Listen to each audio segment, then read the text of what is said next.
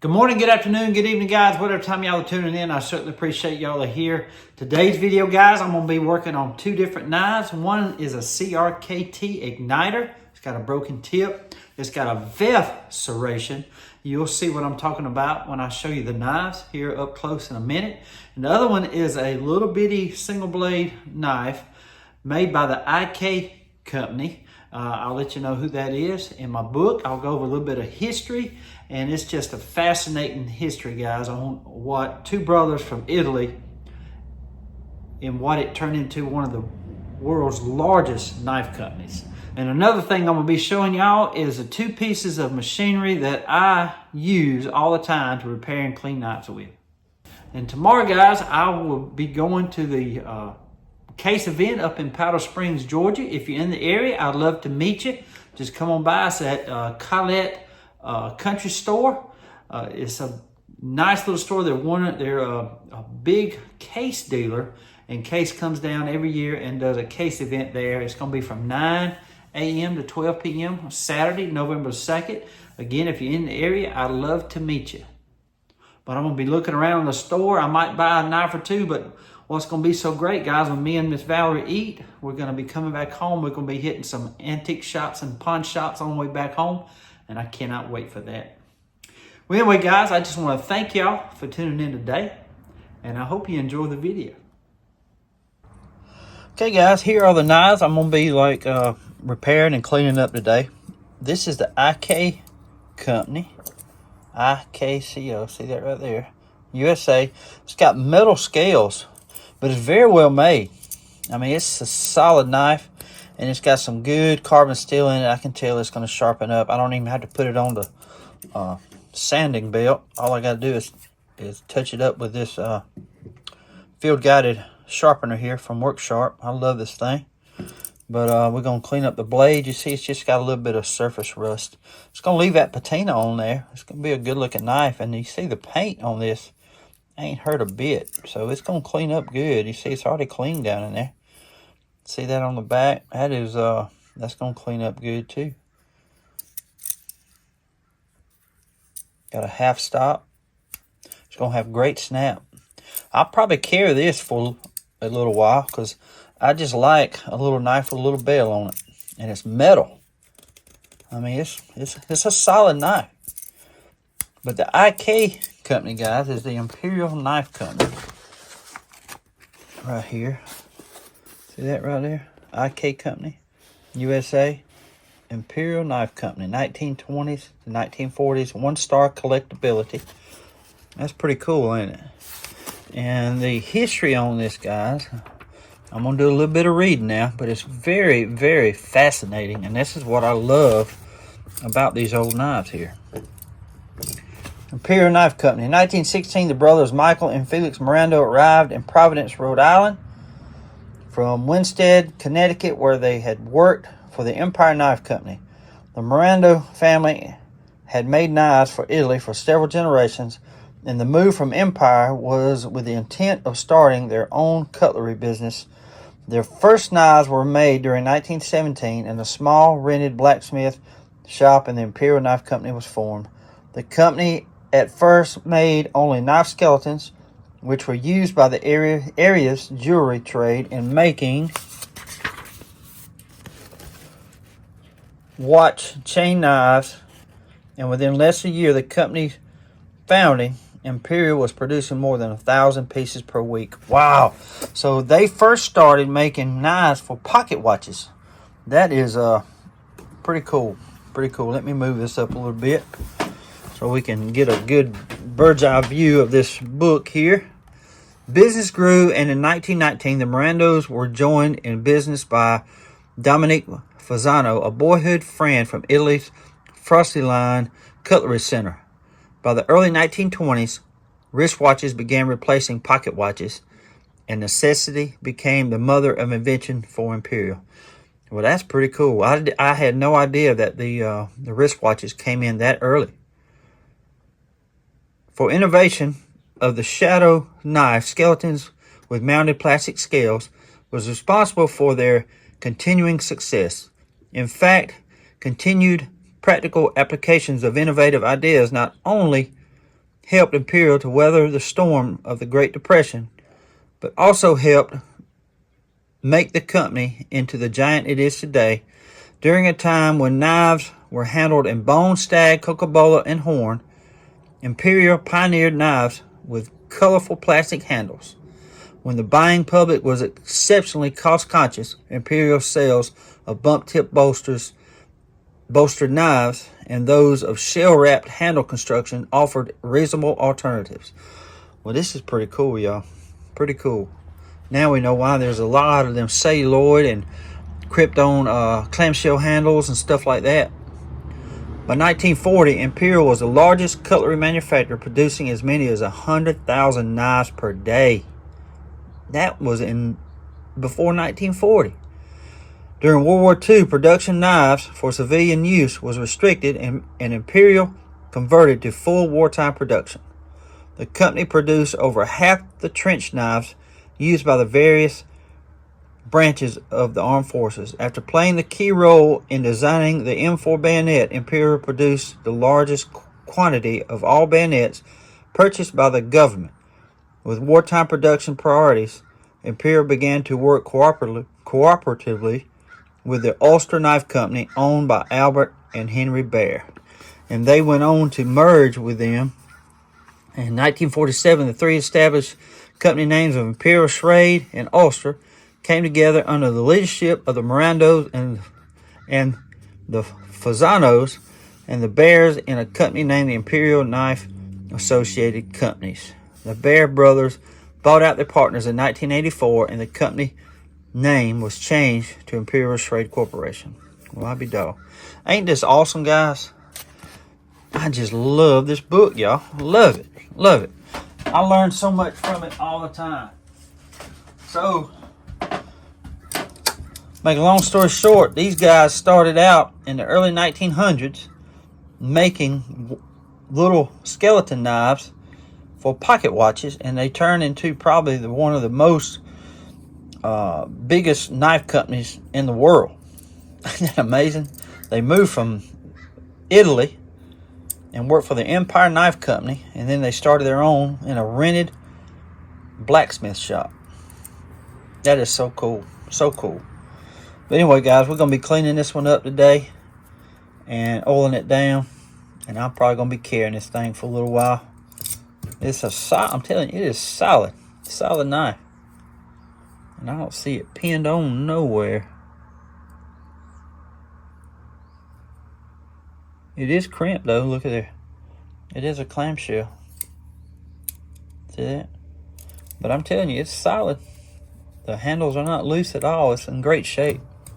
And this one here, guys, is a Cricket or CRKT igniter.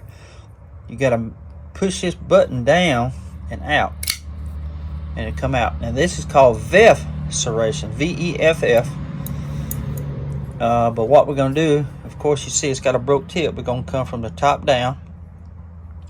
But also, guys, when we do that, that's going to be shiny up there. We're going to go ahead and shine this whole top of this knife up to match the front of it. But it's going to be more like a drop point when we do that, because we're going to come from the top down all the way to the original edge right there. It's a good knife now. It's a good knife. It's got a liner lock, pocket clip, but it's only made for the right pocket. You can't reverse or you cannot change that, or you cannot change which pocket you carry it in, because that's a permanent pocket clip unless you want to take it off. But it comes out really fast. You can pick these up for about 30 or 40 bucks. But it's got G10 handles. But all we're going to do to this knife is just, we'll oil it down some and clean out that pocket lint. But it's just a little quick repair, guys. Ain't nothing to it. But again, we're going to be coming from the top down to this corner right here. So let's get over here on the fiber wheel, and we'll go ahead and take care of these two. Guys, these are the machines that I use to reshape the blades, to make handles. I use this thing for everything. And it's just an awesome little machine. It's from Central Machinery. You can pick these up at Harbor Freight for like 50 to 60 bucks, I think, maybe even 49. I think it is 49 bucks or 50. This one here is a Central Machinery as well. It's a 3-inch grinder, and I use the fiber wheel. I don't put a stone over here. You can even put another wheel on this side, but I've done misplaced these washers.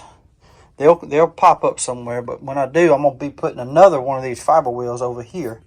But they're just cheap machines, guys, that you can buy and you can work on your own knives. But that fiber wheel right there will clean surface rust up, and it leaves patina on the blades. Like, you can grind as much as you want to on that blade and get as much patina off as you want, but I like leaving some patina. I don't sit there and just grind it, but see, it's like an SOS pad. It don't hurt the blade at all, and it will take a lot of grinding to mess up a blade. I'm telling you, it's just mainly I use it to get the surface rust off, and that's all. And it gives it a good shine too. It really does, especially if you wet the blade and use that. It tends to shine the blade really good. But this right here is 400 grit sandpaper right here. And that's what I like to use. I like to use one that's been worn down some. It's really forgiving that way. It don't mess up a blade fast. Like if you put an 80 grit or 120 grit, it'll grind up a blade fast. But this is a 400 grit, and I like to use them as long as I can, because they get this is probably more like a 5 to 550 grit now. But it just does a good job reshaping blades, and it takes a little bit of time, and that's what I like. I don't like to grind it fast, but the thing to keep in mind, the finer the sandpaper, the more heat it causes. And that's why I like to dip my blades in water frequently when I'm reshaping the tips, or just reshaping the blades in general. But again, Central Machinery is these two little tools is what I use the most working on knives right here. And this is a 1x30 belt. A 1x30 sanding belt is what they use. And I think they'll go up to 120 at Harbor Freight, but I buy a lot of my belts off of Amazon. It's 400 grit, and you can go on up. I even bought a leather strap up here for it. That's it right there.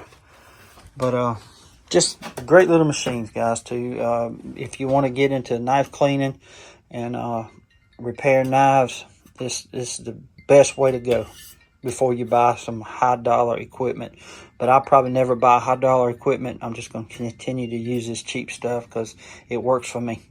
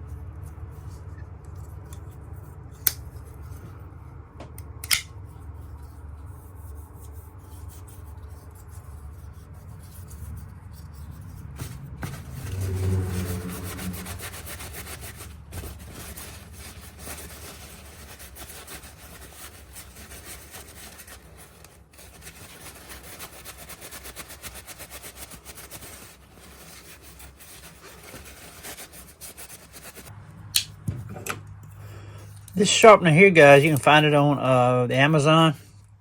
I like this serrated sharpener. It's made to sharpen serrated edges, but you can actually sharpen blades too with that. But I like it for this here. Kind of reminds me of a file for a chainsaw, but that's what I like to sharpen my serrated edges with right here. Again, this is called a VEF serration. VEFF. Never seen it before.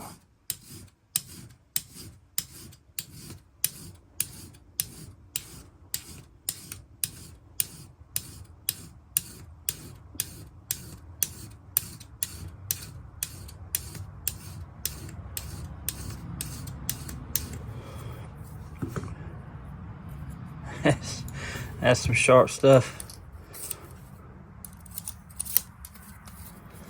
And all I'm gonna do is, I already got a edge there. I'm just gonna hone it in with this right here. This has a HCR14 MOV. It's kind of like AUS 8, but it's a little softer. It's easier to sharpen, but it don't hold the blade retention as well as AUS 8. Y'all were wondering.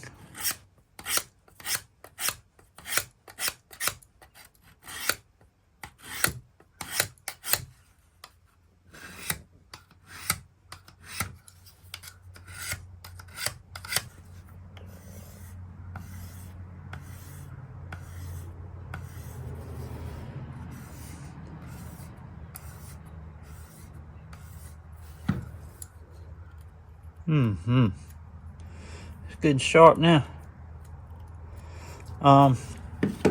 Again, the handles are G10, but you see it looks really good now, and it's got more or less like a drop point blade now, but I like it. This knife is made in China, but again, the CRKT is probably the better, more respectable imported China-made knives. So, but this was sent in to me in a package. This is going to be in the next auction right here. It's going to be sometime after the knife show. Again, the knife show is November 16th, guys. So it's going to be fun. But that blade turned out really good, I think. And this VEF serration is supposed to be better at cutting rope and stuff like that. There's been reviews on it that said it's good for cutting rope and rubber, pipe, and vines and stuff like that. But they said it wasn't any easier. It just cut it good, as same as a serrated knife like this one here. See there? Where this one here, you more or less like have to saw, you know. But this one here, you're supposed to be able to just put it there and pull it. And it should, they say it cuts it real good. I've never actually used that serrated part like that, a VEF serration. But this knife will be in the next auction, guys. That's why I want to go ahead and get it fixed and repaired. So it's going to be a good knife. And you see it's shiny up top now, where that one is kind of like a, shouldn't say, it's got some color to it. But there it is right there, igniter.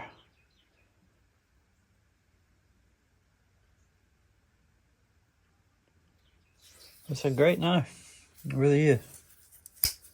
Hoorah. Now we're going to actually oil this knife up. It cleaned up good now. See that blade? Bolster's cleaned up good.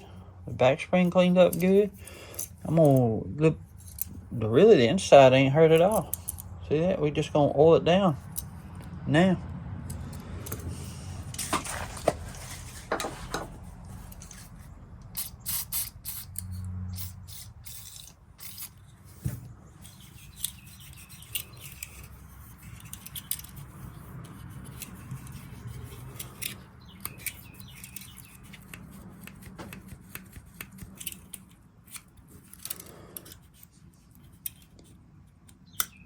Trying to get it snapped back. You know what we didn't do? We didn't hit that. It ain't bad though.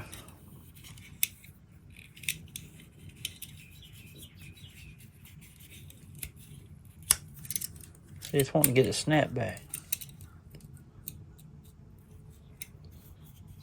I'll tell you what. Let's go along this spring right here.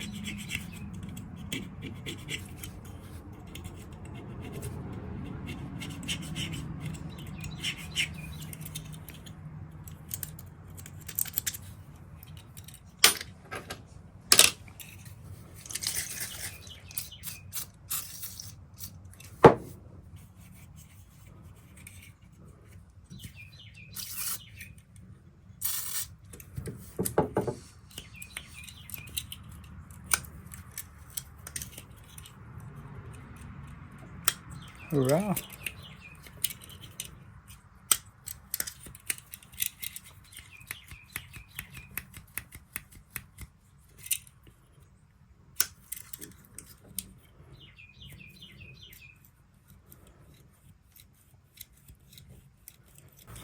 Yes, sir. I will be carrying this thing as soon as we get done with this knife here.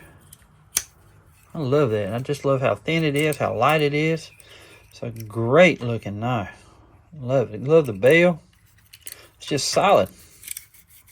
It just cleaned up good too. See that? Which it wasn't too bad to start with, but got a little bit of surface rust on it is all.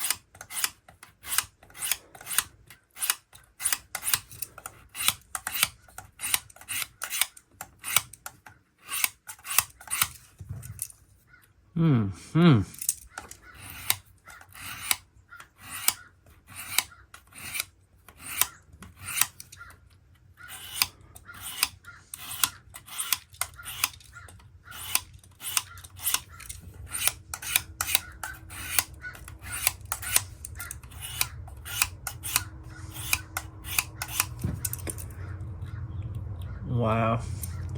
See the edge? Man, that's some good carbon steel.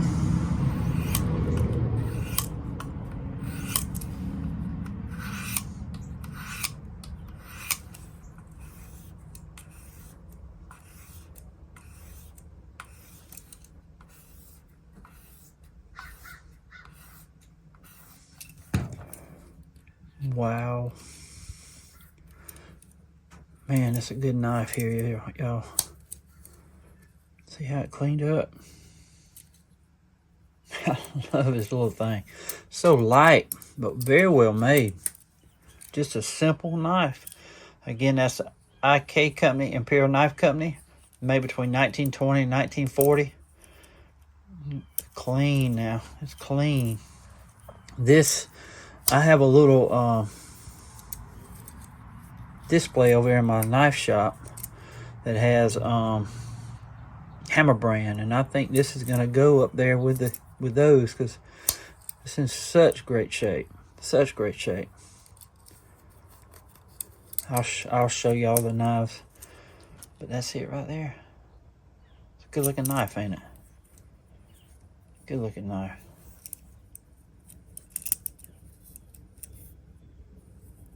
That's it. Clean now, and I'm telling you guys, she's sharp. You can see that edge. Beautiful now. I love a simple little knife like this with a bell. It's going right in my pocket. Well guys, I hope y'all enjoyed the video today. I cannot say enough, guys, how much I love cleaning up these knives and repairing a broken tip like that. And tell me if that don't look factory. Ain't that awesome? Again, if you wouldn't know it, guys, you wouldn't even know if it was broke, you know, if you picked this up in a pawn shop. But this one will be in the auction. The next auction is probably sometime after the knife show, because I want to do it for Toys for Tots. We're probably going to be buying a bunch of toys and donating to the Albany Receiving Center down there for Toys for Tots. That's where the Marine Corps base is.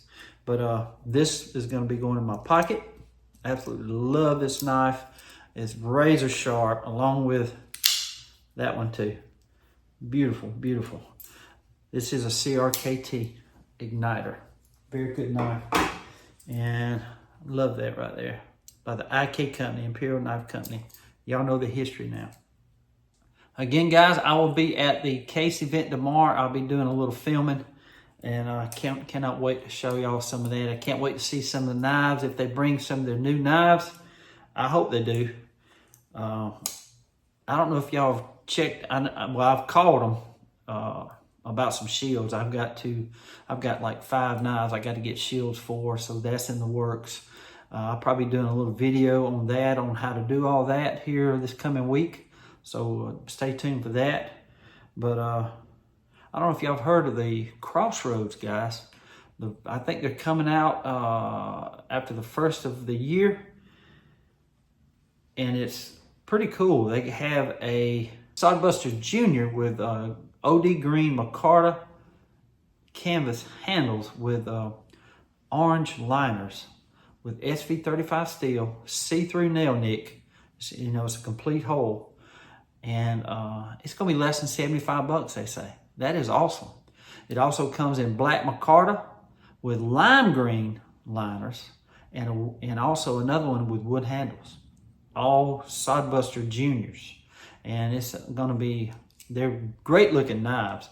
You can go over there on Smoky Mountain Knife Works and check that out. The link will be down below. The new knives that Case is putting out after the first of the year. They talk about it. I think they were shown out in Blade Show West.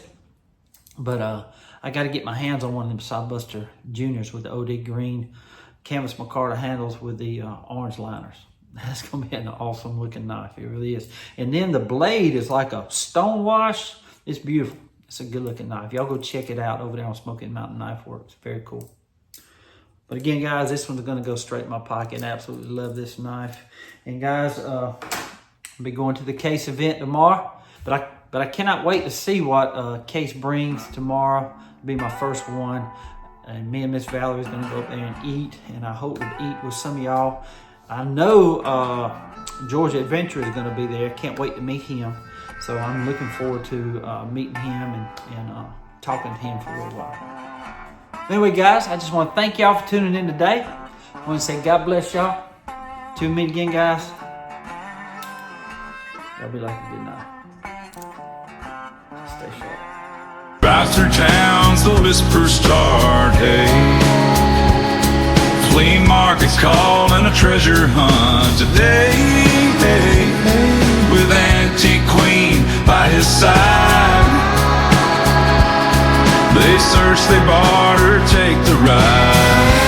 He's the knife doctor on a steel crusade, trucking with his lady in the deals they jade.